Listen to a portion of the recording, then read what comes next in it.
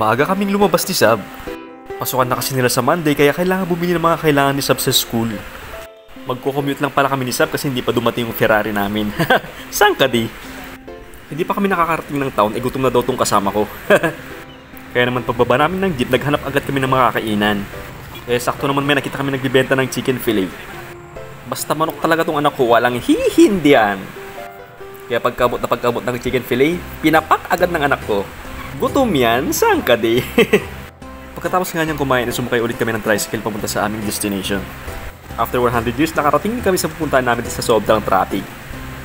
Hindi naman halatang excited tong anak ko, laging nagmamadali. Pagkapasok pa lang namin, nakakita agad siya ng gusto niyang bag. Then sunod na namin ang pagpili ng kanyang black shoes.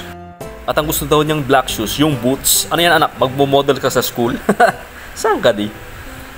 Kinuhanan ko na rin pala siya ng white uniform niya kasi hindi nakasya yung uniform niya last year. Ang takaw sa chicken, saan ka di? Bumili na rin pala kami ng mga school supplies niya para minsanan na.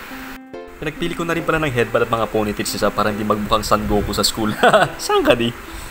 Kinakabahan na pala ako sa mga oras ito baka hindi magkasya yung pera ko. Buti na lang daw at gwapo ako kaya naka-discount kami. Saan ka di? Shoutout pala sa maganda kong mama sa Lud na nag-sponsor sa school supplies niya sa Ab. That's it for today's video. Please like and share the video. Have a nice day everyone. God bless. God bless.